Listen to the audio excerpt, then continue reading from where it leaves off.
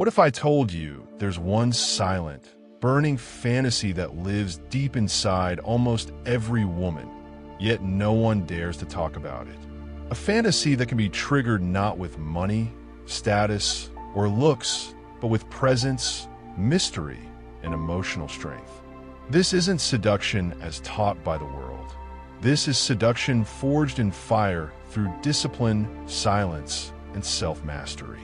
The ancient Stoics, like Marcus Aurelius and Epictetus, taught that desire, when ungoverned, is a weakness, but when understood, it becomes power. In this discussion, we reveal how to awaken that fantasy without saying a word. First, the craving for the unavailable man. In a world where attention is currency, women are constantly pursued, complimented, and given everything they want instantly. But paradoxically, what they truly crave is what they cannot have. This is where the Stoic man begins to separate himself. As Marcus Aurelius wrote, the more we value things outside our control, the less control we have. Women subconsciously crave the man who values his own control above all, the man who isn't swayed by beauty, who doesn't need validation, and who stands firm like an unmoved mountain in a storm. When you become emotionally unavailable, not in a manipulative way, but in a grounded, purpose-driven way, you signal to her deepest psyche that you are not easy prey. What is rare becomes desirable. The man who can walk away at any moment, not out of arrogance, but because his mission comes first, is the man who magnetizes her thoughts. This taps into a primal feminine instinct to earn the attention of the high-value man. When she doesn't know where she stands with you, when she senses that your time and focus are sacred, you become a puzzle she must solve, a fire she must warm herself by, but not too close. This distance builds obsession. This distance builds seduction. Second, the power of controlled mystery.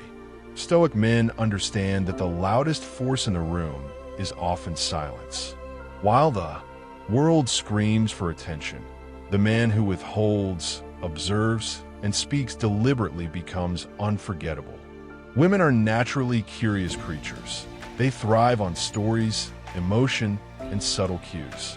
When you offer no predictable behavior, no neediness, and no oversharing, she leans in. She wants to know who you are. Seneca once said, "A wise man is content with himself, and contentment creates mystery." You don't need to prove yourself. You are yourself, and that alone is intoxicating. Mystery isn't about playing games. It's about allowing your essence to be discovered in layers. The Stoic man never floods a woman with his emotions. Instead, he offers glimpses, flashes of insight, of strength, of hidden pain even, that suggest depth beneath the surface. This depth creates attraction. She begins to fantasize not about what you've shown her, but about what you might be. She imagines conversations you've never had, pain you've never shared, thoughts you've never revealed. The mind fills in the blanks, and the fantasy is always more powerful than reality. Mystery creates space for her to chase, to invest, and to wonder. Third, masculine stillness. Amid her storm, women live in a world of feeling. Their emotions rise and fall like waves. What she subconsciously seeks is not someone who reacts, but someone who remains still. That stillness is your power. Epictetus taught, it's not what happens to you, but how you react to it that matters. When you remain calm, when she tests you, when you don't flinch at her moods, when you do not argue, but calmly express your boundary and return to your focus, you show her what true masculine energy is. The Stoic man does not fight emotion with emotion. He doesn't collapse in the face of drama. He listens, acknowledges, and remains grounded. In that groundedness, she feels safe. She feels something few men give her, containment. You become the anchor in her storm.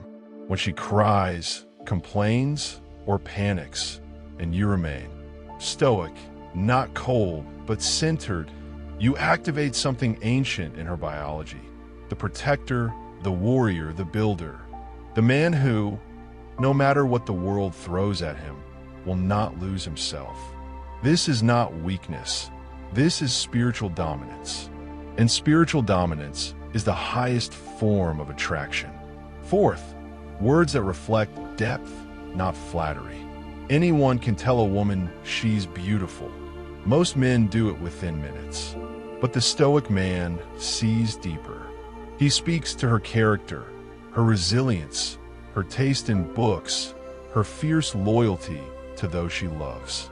Compliments, when used properly, are not about validation. They're about revelation. When you say something like, "You carry yourself like someone who's seen both beauty and pain," you disarm her because she's not used to being seen that way. She's used to being reduced to her appearance. But a Stoic man observes the essence. This takes emotional intelligence. It takes focus. More than that, it takes discipline. The discipline to not say the obvious, to sit in silence, watch her carefully, and speak when the moment is right. Your words carry weight when they are earned. By complimenting her mind, her struggle, her passion, you make her feel something rare. You make her feel respected, desired, and understood. When a woman feels understood, she begins to open doors within herself that she never shows to the world.